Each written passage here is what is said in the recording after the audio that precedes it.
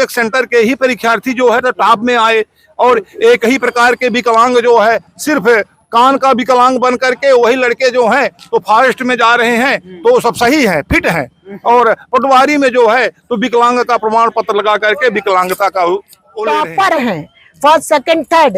उनसे जब पूछा गया कि मध्य प्रदेश में कितने जिले हैं, वो जिले नहीं बता पाए। कितने संभाग हैं, नर्मदापुरम के अंदर कौन सा जिला आता है ये बता नहीं पाए। वालों को भर्ती कर लिया गया, जो चयनित थे इनको जो है इंटरव्यू के लिए बुलाया गया, फिर उनको बोले आपका इंटरव्यू नहीं है, बाद में भर लिए। वो परीक्षा की तैयारी कर रहे थे, 150 में कई को 130 140 नंबर आए और उनका नहीं हुआ। और ग्वालियर के भारतीय जनता पार्टी के एक नेता हैं संजीव, उनके कॉलेज के 20 में से 17 लोग उनके साथी में वही लोग कुछ दिन पहले वन रक्षक की परीक्षा दे रहे थे। तब वो इसके युवाओं के साथ जो कुठाराघात हो रहा है, भविष्य को जो नाशने की, सत्यानाशने की कोशिशें भारतीय जनता होते हैं कि हम भी पटवारी बनेंगे और अपने माँ बाप की सेवा करेंगे और अपने माँ बाप को भी भोजन कराएंगे। लेकिन आज व्यापम 2 का जो घोटाला हुआ है, ये बेहद लड़कियों को मैंने रोते देखा है कि मेरी माँ मजदूरी करके मुझे पढ़ाती थी और शहर में रहती थी, और आज मैं क्या करूं, मैं कहाँ चले जाऊं। तो कितना दुखद घोटाले में भी पर्दादारी की कोशिश है। अब मुझे नहीं लगता कि भारतीय जनता पार्टी के नेताओं के होते मध्य प्रदेश में कोई भी परीक्षा शुचिता के साथ है। जिनको मध्य प्रदेश में कितने जिले हैं ये पता नहीं है, जब वो पटवारी बनेंगे और 15 लाख का घूस देकर वो पटवारी बनेंगे तो वो जनता की किसी की उसमें संलिप्तता तो निश्चित है। अभी तो हमको नहीं मालूम कि विधायक है कि भ्रष्टाचार हुआ है, वो साफ देश में कितने जिले हैं उसे बोल करके और केंद्र में और स्टेट में जो है जुमलेबाजी करके और सत्ता हासिल लेंगे, काला धन आएगा, 15 लाख रुपए खाते में आपके आएंगे, भ्रष्टाचार खत्म होगा। मैं 30 साल नौकरी किया, नौकरी पीरियड में मैंने तभी देखा कि बिना पैसे के किसी का कोई एक ऑफिस में फाइल जो है आगे नहीं बढ़ती जब तक उसमें चढ़ोतरी ना चढ़ाओ। डायरेक्टरेट में किसी का ट्रांसफर नहीं होता जब तक पैसा से लेकर के और मंत्री तक मिले हुए हैं जो कि पूर्णतः भ्रष्टाचार करते हैं, चाहे वेपन घोटाला हो, इसके पहले ब्लॉक समन्वय की।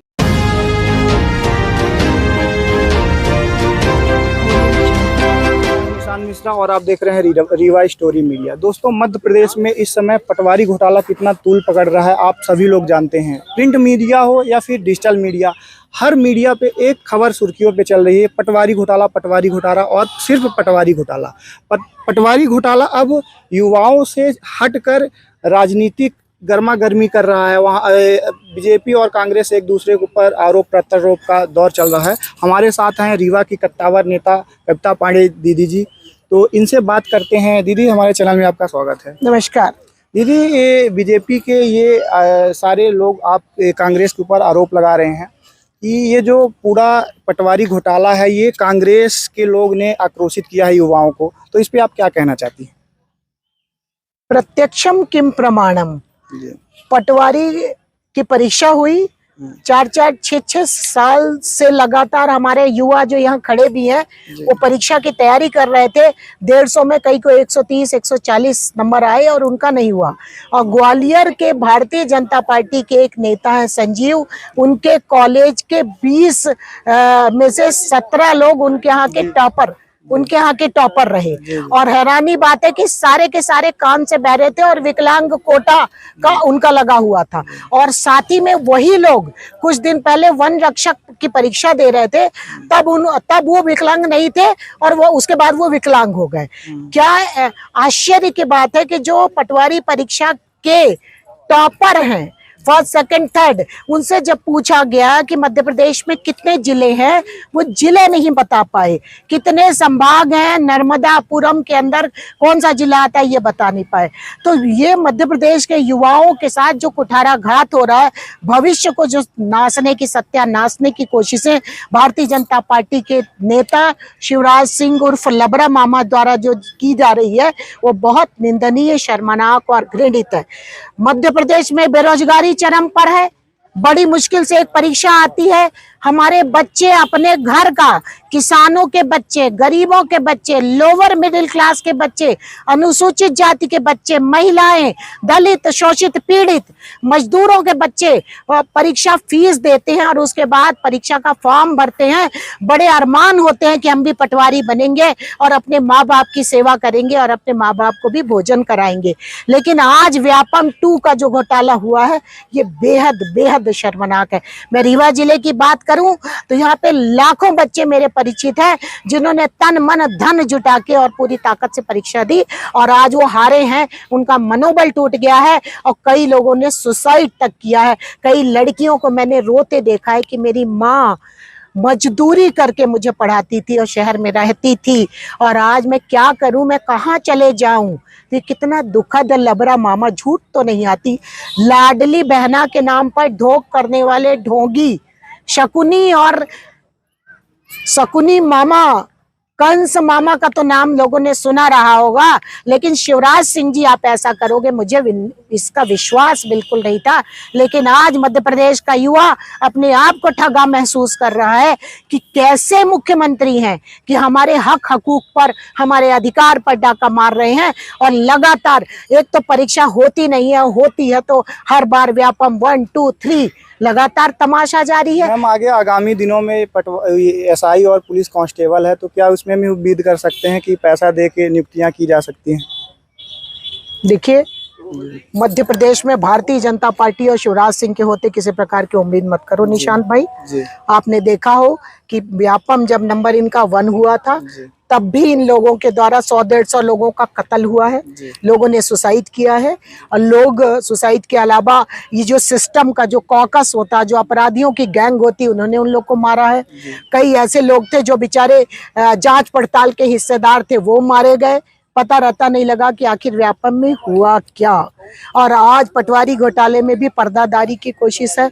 अब मुझे नहीं लगता कि भारतीय जनता पार्टी के नेताओं के होते मध्य प्रदेश में कोई भी परीक्षा शुचिता के साथ संपन्न होगी और किसी भी सही बच्चे का, जो सचमुच मेधावी छात्र है, उसका चयन होगा। अब आप अंदाजा लगाइए कि जो टॉपर हैं, जिनको मध्य प्रदेश में कितने जिले हैं ये पता नहीं है, जब वो पटवारी बनेंगे और 15 लाख का घूस देकर वो पटवारी बनेंगे तो वो जनता की कितनी लूटपाट करेंगे। पहले तो वो वसूली करेंगे कि भाई हमारा 15 लाख रुपए तो वसूली हो जाए।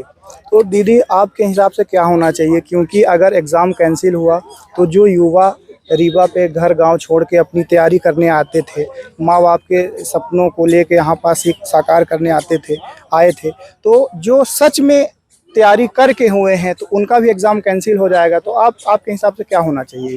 देखिए, जो तैयारी करके परीक्षा दिए हैं और इनका वास्तविक नंबर है यदि उनका हुआ है तो मेरे हिसाब से उनकी ज्वाइनिंग होनी चाहिए, सीबीआई जांच होनी चाहिए, अपराधियों को जेल में डालकर फांसी के, ये युवा उनको फांसी की सजा होनी चाहिए क्योंकि उन्होंने हमारे मध्य प्रदेश की मेधा के साथ खिलवाड़ किया है।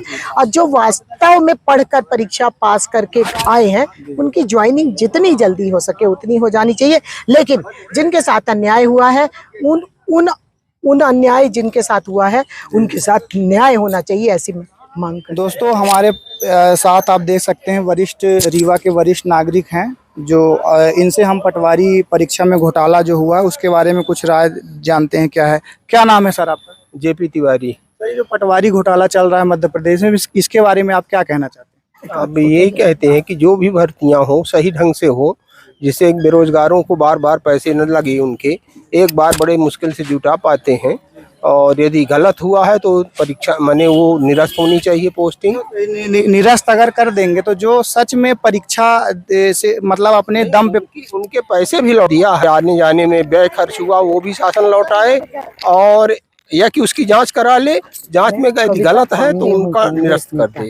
अभी जो सही है उनका हो जाना चाहिए। सही वालों को तो न्याय मिलना चाहिए। सब लड़के तो गलत ना होंगे, ऐसा तो नहीं, कुछ न कुछ लड़के उसमें सही भी हुए होंगे, उनके साथ अन्याय नहीं होना चाहिए। लेकिन जो गलत हुए हैं उनको तो निश्चित रूप से जांच करके उनको हटाना चाहिए। आपको क्या लगता है कि 15-15 लाख दे के नियुक्तियां लेने का प्रयास किया गया है कि नहीं किया गया? अब इसके बारे में तो नहीं कह सकते, जांच का विषय है। नाम है इसके गौतम है।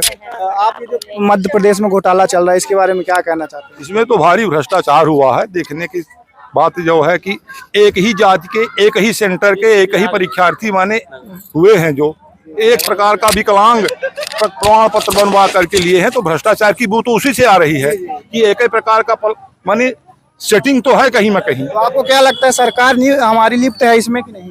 सरकार की अब लिप्तता तो है इसमें, क्योंकि जिस सेंटर से 10 टॉपर निकले वो बीजेपी विधायक का है। हाँ, माने किसी में किसी की उसमें संलिप्तता तो निश्चित है। अभी तो हमको नहीं मालूम कि विधायक है कि किसका है, लेकिन सेटिंग है। इसीलिए तो एक सेंटर के ही परीक्षार्थी जो है तो टॉप में आए, और एक ही प्रकार के विकलांग जो है सिर्फ कान का विकलांग बन करके वही लड़के जो हैं तो फॉरेस्ट में जा रहे हैं, तो सब सही हैं, फिट हैं। और पटवारी में जो है तो विकलांग का प्रमाण पत्र लगा करके विकलांगता का वो ले रहे हैं। तो भ्रष्टाचार तो हुआ है। तो इसमें कोई आगामी दिनों में एसआई की और पुलिस कांस्टेबल की परीक्षा आने वाली, तो क्या इसमें भी ये चीज देखने को मिल सकती है? बिल्कुल मिलेगी, बिल्कुल मिलेगी। हाँ, सत्यता तो बिल्कुल परिलक्षित हो रही है कि इसमें भी इसी प्रकार के भ्रष्टाचार होगा। ये जो पटवारी परीक्षा में ये घोटाला हुआ, इसके बारे में आप क्या कहना चाहते हैं? अब इसमें तो बहुत बड़ा भ्रष्टाचार हुआ है, वो साफ साफ दिख रहा है कि एक ही कॉलेज से पूरे मध्य प्रदेश में, जो कि विधायक का था, बीजेपी विधायक के कॉलेज से टॉप 10 में से टॉप 7 लड़के एक कॉलेज के आ रहे हैं, जो कि बीजेपी विधायक के कॉलेज का है। दूसरा जो है, तो मैं देख रहा था कल किसी मीडिया न्यूज चैनल वाले, एक जो लड़की कोई राजावत करके है, टॉप 3 में उसका नाम है, तो उससे उन मीडिया वालों ने पूछा कि मध्य प्रदेश में कितने जिले हैं, उसे वो ये नहीं बता पाई कि तो आपको क्या लगता है सरकार लिप्त है इसमें? आपको क्या लगता है, आपके हिसाब से सरकार इसमें लिप्त है कि नहीं है? 15 लाख की बात कुछ हद तक सच है कि नहीं है? निसंदेह इसमें तो साफ साफ अंधा भी समझ सकता है कि मतलब क्या पूरे मध्य प्रदेश में टॉप 10 में टॉप 7 लड़के एक ही कॉलेज के कैसे आ जाएंगे?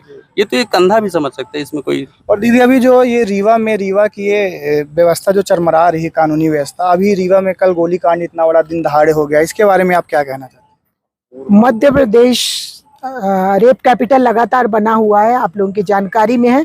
राष्ट्रीय अपराध सर्वेक्षण ब्यूरो के मानकों के जब रिजल्ट्स आते हैं तो मध्य प्रदेश टॉप पे रहता है। और अभी रीवा की बात करूं तो लगातार यहाँ पर हत्याएं हो रही हैं। कल एक बच्चे को 21 साल का नवयुवक होनहार बच्चे की हत्या घर पे बुला के कर दी गई। उसके 15 दिन पहले वहीं बगल पे एक और हत्या हुई। महिलाएं जब किला महामृत्युंजय जाती हैं तो उनकी 6 महिलाओं की एक ही दिन में चयन कट जाती है।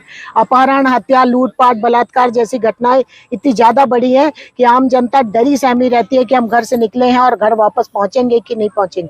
तो भारतीय जनता पार्टी का जब राज आता है तो अत्याचार बढ़ चले जाते हैं।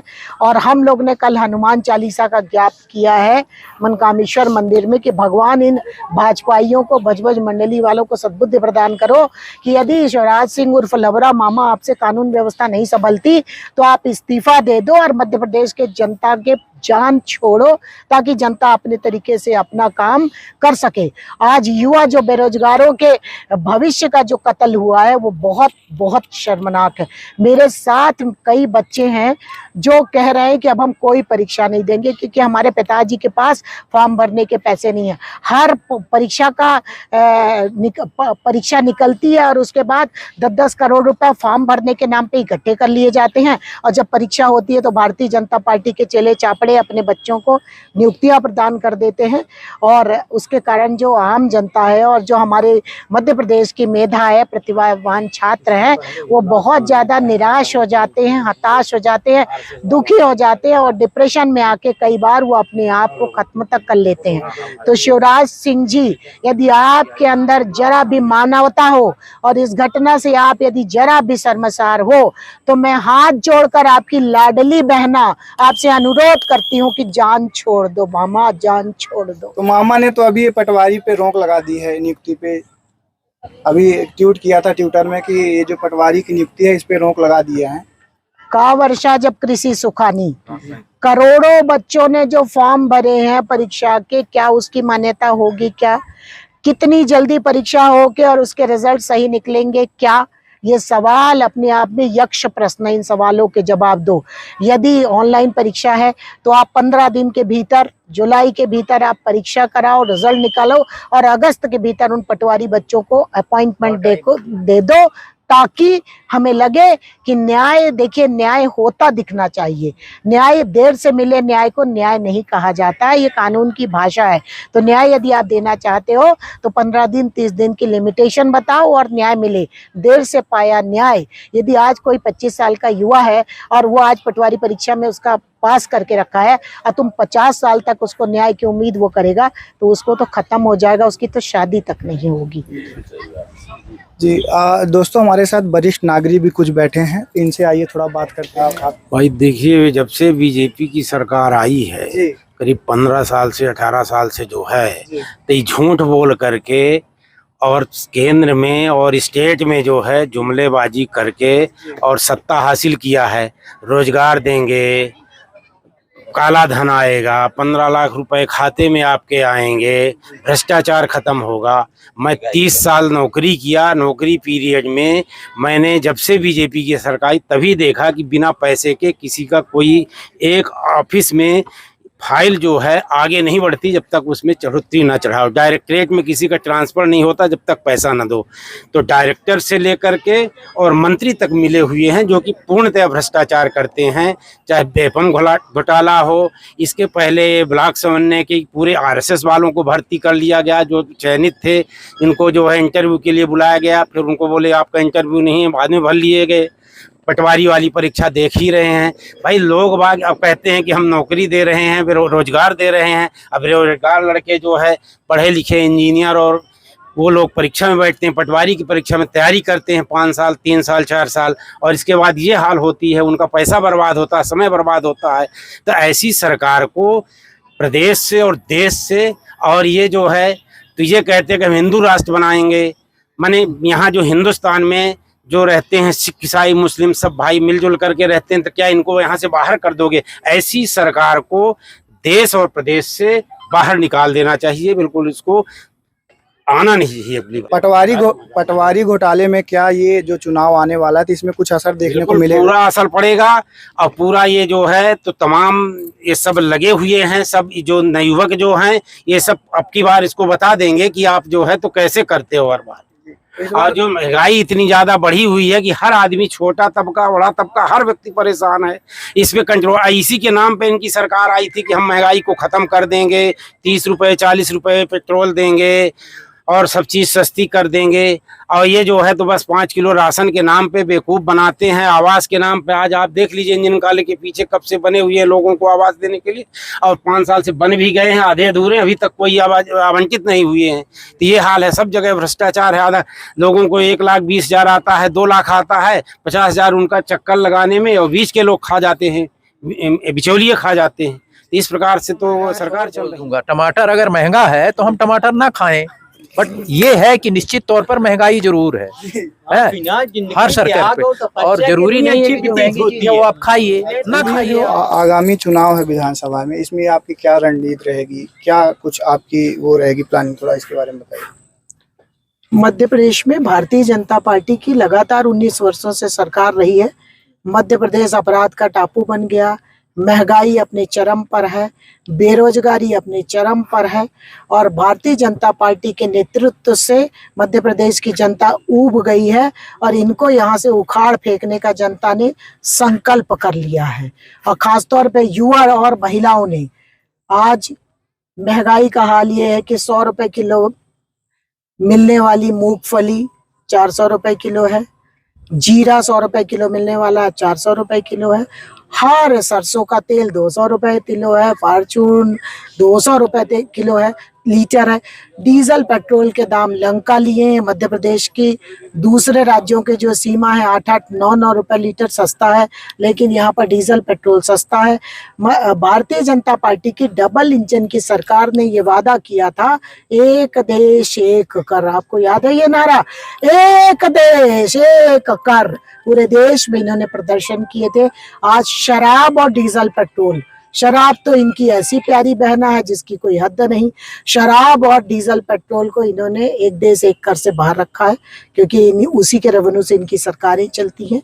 और आज मध्य प्रदेश की आम जनता ने, 7.5 करोड़ आबादी ने एक मुस्त संकल्प कर लिया है कि भारतीय जनता पार्टी के झूठे नेताओं से मुक्ति का समय आ गया है। कमलनाथ जी दृढ़ प्रतिज्ञ व्यक्ति हैं और बहुत ईमानदार और बेहतरीन इंसान है। मध्य प्रदेश की जनता ने ये सोच रखा है कि कमलनाथ जी को मुख्यमंत्री बनाएंगे और कांग्रेस की सरकार लाएंगे ताकि मध्य प्रदेश में सुख शांति समृद्धि और खुशहाली आए, युवाओं को रोजगार मिले, महंगाई से मुक्ति मिले, 1500 रुपए महीना महिलाओं को मिले और जो सिलेंडर 1200 रुपए का शिवराज सिंह और मोदी जी की डबल इंजन सरकार देती है वह 500 रुपए का मिले। क्या नाम हुआ आपका? शिवेंद्र गौतम। जी, आपने पटवारी की परीक्षा दिया था? नहीं दिया। तो इसके बारे में क्या कहना चाहते हैं, जो आप युवा हैं और मध्य प्रदेश में इतना बड़ा घोटाला चल रहा है पटवारी के उसमें, तो आप क्या कहना चाहते हैं इसके बारे में? मध्य प्रदेश में बहुत बड़ा घोटाला हुआ है। एक ही कॉलेज से 7 टॉपर निकल रहे हैं। उनकी तिथि भी परीक्षा की शायद एक ही है कि जिस दिन उन्होंने इकट्ठा पेपर दिया था उस दिन टॉपर निकले। बीजेपी के विधायक का कॉलेज है वो। अब इससे बड़ी दुर्भाग्य की बात क्या होगी मध्य प्रदेश के युवा होनहारों के लिए कि वो तैयारी करते हैं और मलाई पूरे एक जिले के बच्चे खा जाते हैं, एक विधायक खा जाता है। तो इससे क्या ये चुनाव में युवा इस बार बीजेपी को वोट नहीं करेंगे क्या, जो युवा हैं? अब बीजेपी को युवा वोट तो नहीं करने चाहिए क्योंकि इतना बड़ा घोटाला कर दिया बीजेपी की सरकार ने, विधायक ने, तो निश्चित बात है कि युवा उसको सपोर्ट नहीं करेंगे बीजेपी पार्टी को।